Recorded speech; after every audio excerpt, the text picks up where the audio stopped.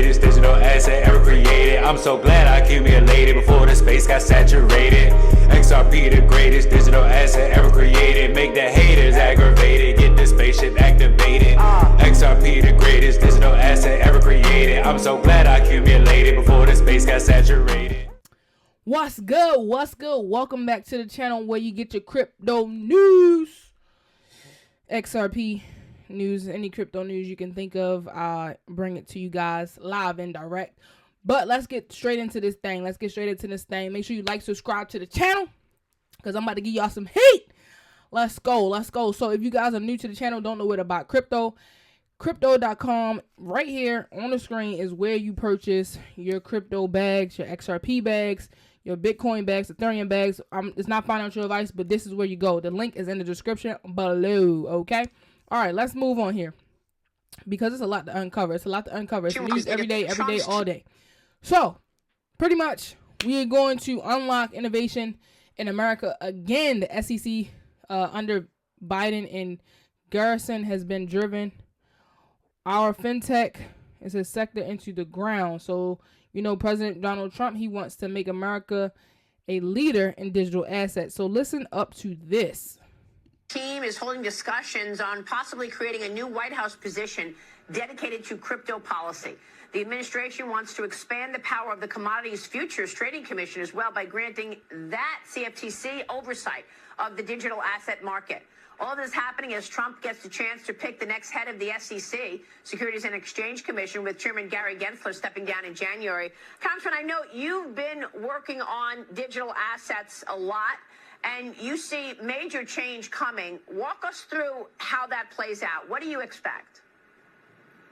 Well, we are going to unlock innovation in America again. This has been very frustrating under Joe Biden and Gary Gensler at the SEC, who has gone out with this power that he thinks he has to do these unreasonable enforcement actions and try and guide an industry into the ground. Today, you know, the headline is Donald Trump wants to make America a leader in digital assets. If you think of it this way, back in 1995, America unleashed the power of the internet, Web 1.0.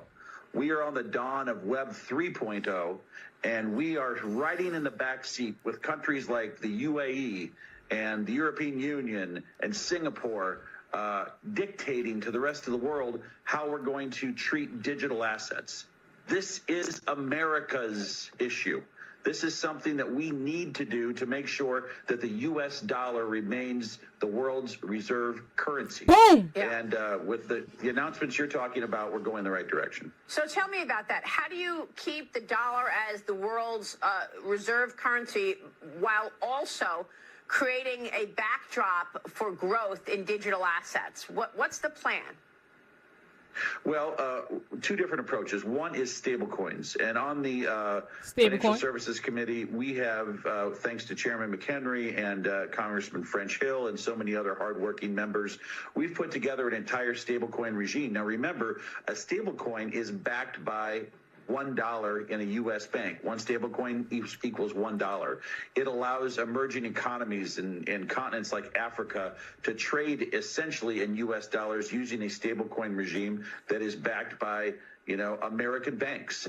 That's what we're excited about in Congress. This isn't about replacing the U.S. dollar. It's about strengthening its power. They're trying to strengthen the U.S. dollar's power. They're trying to make sure that the U.S. is on top of digital assets, not just China, not just Singapore, but the U.S. is going to be the head. You know, we can never be left behind. So listen, going on to some more news. If you guys go to MetaMask, right, and users in the U.S. can now buy crypto using Venmo. So this was somebody who, you know, did a little screenshot or screen recording of their MetaMask, and they're literally buying crypto within MetaMask using Venmo, right? So that was some news that you guys probably may or may not know. I don't know. So BlackRock to submit XRP ETF is coming in hours. So you guys know, nothing moves without BlackRock, Vanguard, those type of big, you know, Visa, those big institutions. Follow what they do. Don't just watch what they do. Follow what they do. Follow the money in XRP, baby. All right. So let's keep this thing moving. SEC predicts to drop the Ripple case. So pretty much they saying they might drop the case. So we'll see. That's not nothing set in stone or anything like that. It's just been like a rumors that been going around. So also I wanted to let you guys listen to this. Pretty much Donald Trump is basically trying to have America be like the big Bitcoin, digital assets. Trump is trying to like lessen the debt. And one way he was trying to do that, and you guys can listen to her right here, is put the US debt in crypto, right? And at least cut the debt in half. Listen up to this idea, what she says, Senator Loomis. Let's listen to her. These are all things that President Trump raised during his campaign, and he seems to be assembling a very pro-Bitcoin cabinet. His leadership understand the assets, not only just Bitcoin, but other digital assets and the opportunities for blockchain. And it not only just Bitcoin, into the whole AI culture as well. So I see these things as being part and parcel of creating a 21st century economy that has its anchor in the United States. Yeah. These are all has its anchor in the United States. So Trump, not just looking at Bitcoin, he's looking at other things. If I'm not mistaken, I showed you guys last week or the week before last that Brad Garlinghouse didn't want to confirm that he sat down with Donald Trump, but you don't gotta say it without saying it. All right, so this is Dubai Bank's general manager reveals that they've reached out to Ripple, stating that XRP addresses all their banking challenges. XRP will shift all the money. Listen to this. We wanted our customers to get best of the service turnaround times as part of NBAD's commitment to the customer service. So what we've done is we had our customers coming to us and asking us, saying, how can we better these things in terms of turnaround time and how can we improve turnaround time? Today, the payment takes anywhere from 1 day, 2 days, 3 days. So that's when we started looking at how to innovate our turnaround times for the customers, and we at blockchain as a technology and Ripple as a vendor who can do it. And that's how the whole idea started. Yes, the specific problem we focused on was initially we were looking at how to connect our branches. So we are present in so many countries, we have so many branches. So when a customer makes payment from our NBAD UAE account to, say, an example, NBAD Oman, how can we solve that problem? And how can we give them almost real-time payment back to the beneficiary and the end-to-end customer service levels increase and the customers are happy? So that was the business case we picked up, looking at and our compliance and all the stakeholders were very comfortable looking at internal branches and connecting the internal branches. And that's how we did our pilot. Building a business case should not be a big... All right, I don't want to get all into it. It's like a 5-minute video, guys. You guys get the point. Ripple, XRP is the greatest digital asset ever created. I'm so glad I accumulated to the space get activated. Yeah. Get y'all some crypto, man. All right, listen up to this. We have a 2030 target. In our base case, it's around $650,000. In our bull case, it's between $1 and $1.5 million.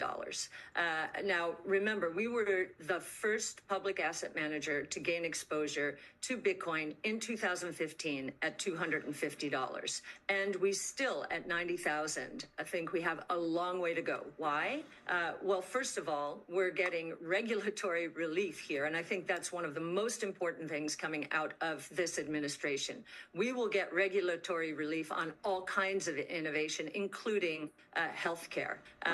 So the other thing is we're looking at Bitcoin now being viewed as a new asset class.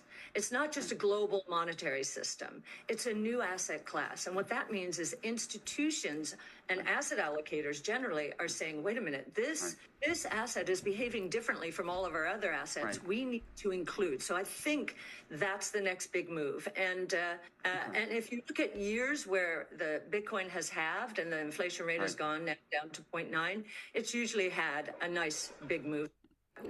So anywhere, if good news for Bitcoin, guys, is good news for crypto in general, because even though if you're not a Bitcoin holder, hey, it's good news within the entire industry. Okay. Listen out to this. I'm going to play at least a minute of it.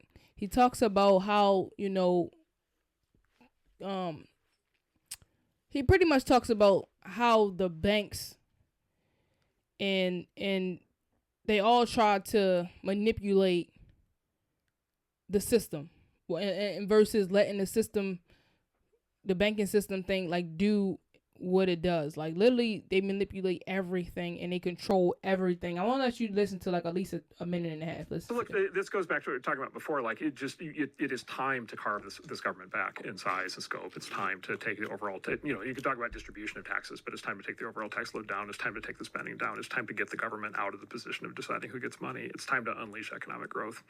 Like Elon explained that there's more agencies than there have been years of the United States. Correct. Yeah, 450 federal agencies and 2 new ones a year. And then my favorite twist is we have this thing called independent federal agencies.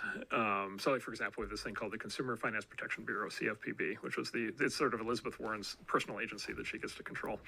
And it's an independent agency that just gets to run and do whatever it wants. Right. And if you read the Constitution, like there is no such thing as an independent agency. And yet there it is. What does her agency do? Whatever she wants. What does it do, though? Basically, terrorize financial institutions, prevent fintech, prevent new competition, new startups that want to compete with the big banks. Really? Oh yeah, 100%. How so? Just by terrorizing anybody who tries to do anything new in financial services. And can you give me an example? Well, I guess debanking. This is where a lot of the debanking comes from, is these agencies. So debanking is when you as either a person or your company are literally kicked out of the banking system. Like they did to Kanye. Exactly, like they did to Kanye. My partner Ben's father has been debanked. Really? We had an employee who... For what? For having the wrong politics. for saying unacceptable things. Under current banking regulations, here's a great thing. Under current banking regulations, after all the reforms of the last 20 years, there's now a category called a politically exposed person, PEP. And if you are a PEP, you are required by financial regulators to kick them off of to kick them out of your bank. You're not allowed to have What if you're politically on the left? Well, that's fine. No. because they're not politically exposed. So no one on the left gets debanked? I have not heard of a single instance of anybody on the left getting debanked. Can you tell me what the person that you know did, what they said that got them debanked? Oh, well, I mean, David Horowitz is a right-wing, he's pro-Trump. I mean, he said all kinds of things. He's been very anti-Islamic terrorism. He's been very worried about migration, all these things. And they debanked him for that. Yeah, they debanked him. So you get kicked out of your bank account. You get kicked out of you can't do credit card transactions.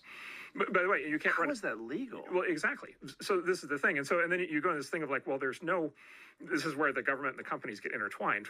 Back to your fascism point, which is there's a constitutional amendment that says the government can't restrict your speech, but there's no constitutional amendment that says the government can't debank you. Boom. No constitutional amendment that tell the government that they can't debank you. They know what they're doing, guys. This is not nothing new. All right, so before I end it off there, make sure you guys get your tickets to XRP Vegas, Las Vegas. If you guys want to go, you definitely can look here. They have all the tickets are now on sale, guys. This is like, I think this is like the number. This is like 3, maybe number 3. XRP Las Vegas is like a huge conference that a lot of people go to. I mean, Brad Garland Halls, you can see the digital asset investor. He's on here. A couple other like YouTubers on this particular website that goes. Thousands of people go who's in the XRP space. And I know Bitcoin people are going to be there because I believe, if I'm not mistaken, Bitcoin is the week before. So definitely make sure you get your tickets if you want to go. The tickets are about $900. So it's not just anybody and everybody who's going to just be able to attend. So definitely get your tickets if you want to go, because they will sell out early and sell out fast. So make sure you like, subscribe to the channel, because listen, XRP, it is digital asset over here, ate it. Hey, I love you guys. Happy Thanksgiving. You guys have a great Thanksgiving, and eat some turkey for me. I'm out. Peace.